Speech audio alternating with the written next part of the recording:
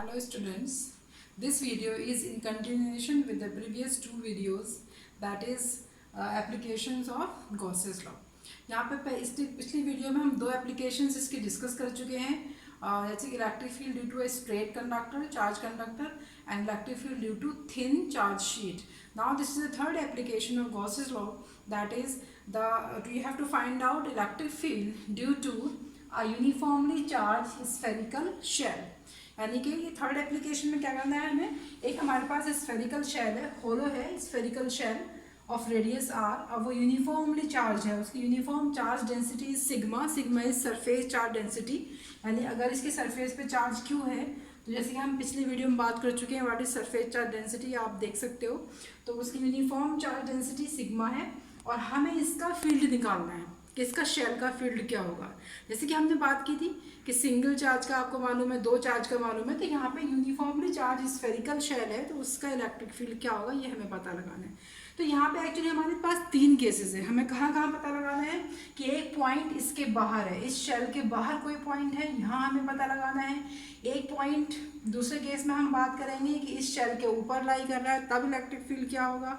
और तीसरा केस हम डिस्कस करेंगे कि एक पॉइंट इस शेल के अंदर है, तब इलेक्ट्रिक फील्ड क्या होगा. तो let's discuss the first case when point P is lying outside the shell. तो पहला केस हम क्या डिस्कस करने जा रहे हैं इसमें, at point P outside the shell, shell के बाहर है ये पॉइंट. ठीक है, तो हम क्या करेंगे, इसकी एक स्फेरिकल गॉसियन सरफेस हम ड्रॉ करेंगे चारों तरफ,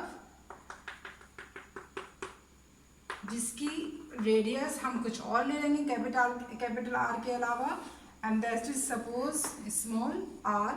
ये इसकी रेडियस है, किसकी रेडियस है, जो हमने गॉसियन सरफेस एज्यूम करी है. ठीक है, अब हम गॉसेस लॉ लगाएंगे और एक जो फ्लक्स निकालने का तरीका बेसिक बताया था, दोनों से हम करेंगे. तो यहाँ पे हम एक कंसिडर करेंगे small surface ds at point P. Electric field क्योंकि पॉजिटिव चार्ज है तो आउटवर्ड्स होगा, ये हम बता चुके हैं आपको. इस पॉइंट पे अगर आप नॉर्मल ड्रॉ करेंगी तो वो भी आउटवर्ड्स होगा, क्योंकि स्फेरिकल सरफेस पे तो नॉर्मल होता है, वो रेडियल होता है, मतलब रेडियस के अलॉन्ग होता है, तो आउटवर्ड्स एन कैप हो जाएगा. तो जब हम यहाँ पे टोटल फ्लक्स निकालेंगे तो total flux F5 is equal to electric field into total surface area. क्यों, क्योंकि यहाँ पे थीटा इज 0 डिग्री, तो हम डायरेक्ट भी लिख सकते हैं. और अगर आप डायरेक्ट नहीं लिखना चाह रहे हो तो हम क्या करेंगे, इसे integration of E dot D S ऐसे लिखेंगे हम. ई और डी एस में एंगल कितना है, डी एस वैक्टर और ई में कितना है 0 डिग्री, तो इसको हम लिख सकते हैं E D S cos 0 degree. Cos 0 1 होता है, इलेक्ट्रिक फील्ड यूनिफॉर्म है तो बाहर ले लेंगे तो ये डी एस आ जाएगा. डी एस मीन्स इस सरफेस का टोटल सरफेस एरिया, और ये है स्फेयर. स्फेयर का सरफेस एरिया क्या होता है 4 पाई आर स्क्वायर, तो ये हो जाएगा आपका E into 4 pi R square. इसका नहीं निकालना है, इसका निकालना है गॉसियन सरफेस का. तो this is flux equation 1. Now using Gauss's law, what is phi? Phi is equal to होता है Q upon epsilon naught. Q क्या है, इस पर total charge, equating first and second,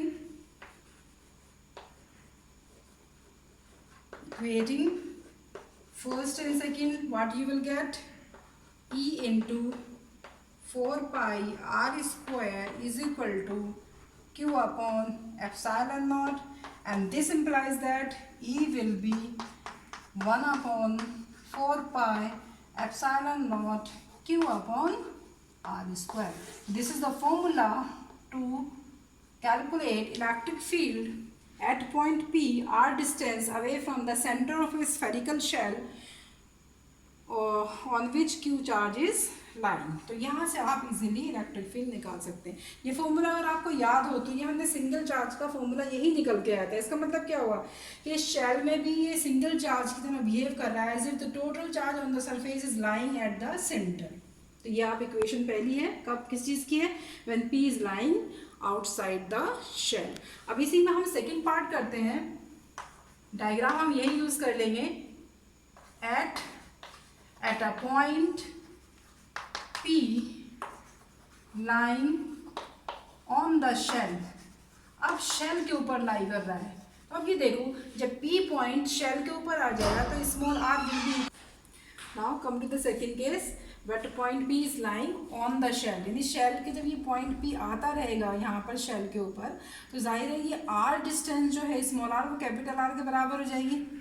ठीक है, तो इन दिस केस हमें कोई डेरिवेशन नहीं करना है, r will become equal to capital R और इस इक्वेशन में रख देना है, पुटिंग इन थर्ड। तो put in third equation instead of small r हम क्या रख देंगे, कैपिटल R। तो electric field will be 1/4πε0 Q/r²। ये वैसे हो चुका कंप्लीट, लेकिन यहाँ पे एक चीज़ आप देखेंगे, ये कांस्टेंट है, Q कांस्टेंट है, R कांस्टेंट है, यहाँ पे स्मॉल r कांस्टेंट नहीं था, यानी ये सारी चीज़ें कांस्टेंट है, तो electric field will be constant at all the points on the spherical shell. ठीक है, तो हम इसे सिग्मा की फॉर्म में भी लिख सकते हैं। तो आप ज़रा ये देख लो, सिग्मा क्या बताया था मैंने, चार्ज अपॉन सरफेस एरिया। तो क्या है सरफेस एरिया इस शेल का, 4/4πr², surface area of this shell. Charge इसके लिए डेंसिटी हमने नहीं निकाली थी, क्यों नहीं निकाली थी, कि चार्ज इसके सरफेस पे नहीं था, इसकी सरफेस पे है। तो अब इस फॉर्मूला में हम इन्हें चार्ज डेंसिटी हमने निकाली, तो यहाँ से Q क्या हो जाएगा, Q is equal to sigma into 4πr²। इसको उठा के अबव इक्वेशन में रख दो Q की जगह, तो इसका मतलब इलेक्ट्रिक फील्ड क्या हो जाएगा, आप देख सकते हो 1/4πε0 इंटू स्मॉल क्यू की जगह क्या रखें, sigma into 4πr² upon capital R²। इससे ये कैंसिल हो गया, 4π से 4π कैंसिल हो गया, तो क्या बचा, सिग्मा अपॉन ε0, यानी कि it is constant. Sigma constant है फॉर गिवन, क्योंकि इसमें यही लिखा हुआ यूनिफॉर्मली चार्ज, तो sigma is constant, ε0 is constant, तो electric field is uniform. Now third case is at a point we have to find out electric field at a point inside the shell, lying inside the shell। तो ये shell हमारी given है, radius r है, sigma surface density, Q is the charge on the shell. अब हम consider करेंगे एक point P जो इसके अंदर है, फिर हम क्या करेंगे, एक इसकी गॉसियन सरफेस बनाएंगे। ज़रा गौर से देखिएगा, थोड़ा छोटा डायग्राम बन रहा है। तो ये आपने गॉसियन सरफेस मानी जिसकी रेडियस है स्मॉल r। इस केस में r is less than capital R, क्योंकि अंदर है पॉइंट। ठीक है, तो अंदर पॉइंट है, तो यहाँ से हम सरफेस पे ds मानेंगे, छोटा सा स्मॉल सरफेस, और इस पर नॉर्मल ड्रॉ करेंगी, तो वो आपका करेंगे तो ये n कैप इधर आ जाएगा। ठीक है, तो using the total flux formula, तो total flux through this surface is क्या है, आपने जो निकाला था वो कर सकते हैं, E इंटू सरफेस एरिया यानी 4πr²। इलेक्ट्रिक फील्ड मान भी रहे E है इस पॉइंट पे, तो ये आ जाएगा E इंटू 4πr²। जो पीछे हमने बताया था डेरिवेशन, उसी में कंटिन्यू, तो बार बार हम नहीं बता रहे हैं कैसे आ रहा है, आप देख लेना। यूजिंग गॉसेस लॉ,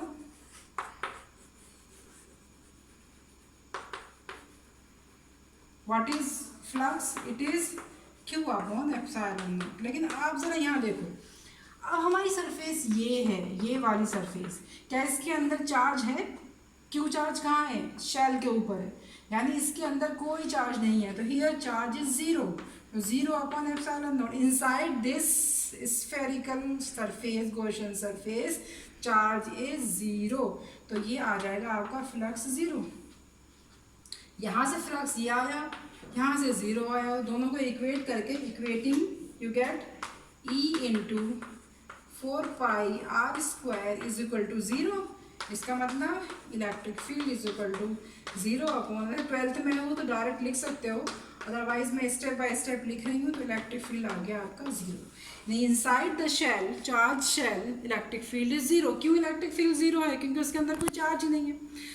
चार्ज नहीं है तो वहाँ पर कोई भी इलेक्ट्रिक फील्ड नहीं होगा। ठीक है, याद रखिएगा। तो इनसाइड द चार्ज बॉडी, ये आगे के लिए भी आप कॉन्सेप्ट याद रखिए, अगर चार्ज सरफेस पे है, कोई भी अगर कंडक्टर है, शेल है, कुछ भी है, उसके सरफेस पे चार्ज है, तो उसके अंदर इलेक्ट्रिक फील्ड 0 होगा। और यही फेनोमेना यूज़ होता है उसमें इलेक्ट्रोस्टैटिक शील्डिंग जो कहलाती है। इलेक्ट्रिक फील्ड से आपको किसी चीज़ को बचाना है तो आप किसी चार्ज कंडक्टर के अंदर रख दीजिए, चार्ज सरफेस के, क्योंकि उसके अंदर इलेक्ट्रिक फील्ड ज़ीरो होगा। तो उसमें अगर कोई हमारे पास ऐसा इंस्ट्रूमेंट है जो इलेक्ट्रिक फील्ड से ख़राब हो जा रहा है, वो डिस्टर्ब कर रहा है, उसकी रीडिंग डिस्टर्ब हो रही है, तो हम उसे किसी चार्ज कंडक्टर के अंदर रख सकते हैं। क्यों? क्योंकि वहाँ पर इलेक्ट्रिक फील्ड हमेशा ज़ीरो होगा। ठीक है, अभी अगर हम बनाएं इसका ग्राफ, वेरिएशन अगर हम बनाना चाहें इसका, तो कैसे कैसे इलेक्ट्रिक फील्ड वेरी कर रहा है, तो इलेक्ट्रिक फील्ड मैंने यहाँ ड्रॉ किया है और यहाँ मैं ले रही हूँ डिस्टेंस r, और ये है सेंटर इस शेल का, और ये आपकी शेल है मान लीजिए। ठीक है, तो जीरो रेडियस जहाँ से जीरो से लेकर r तक क्या था इलेक्ट्रिक फील्ड, इसके अंदर जीरो। तो मान लो ये रेडियस है इसकी, तो यहाँ तक तो फील्ड है जीरो। उसके बाद फील्ड मैक्सिमम हो जाता है सरफेस पे आके, सरफेस पे the field is maximum, second case आपने देखा था, सरफेस पे field is maximum that is equal to this. और उसके बाद क्या हो रहा है ये, उसके बाद हो रहा है डिक्रीज। तो this is the variation of this is the maximum electric field जो सरफेस पे है, और उसके बाद इलेक्ट्रिक फील्ड का वेरिएशन क्या है, इनवर्सली प्रोपोर्शनल टू स्क्वायर। और सेंटर से लेकर रेडियस तक इलेक्ट्रिक फील्ड क्या है, जीरो। ये लाइन नहीं है, लाइन यहाँ से शुरू हो रही है। ठीक है, ये this is the variation of electric field with distance from the centre of the spherical shell. अब एक बार देख लो इसे सही से और इसको समझ लीजिएगा। ठीक है, नेक्स्ट वीडियो में हम बात करते हैं। Till then bye, take care.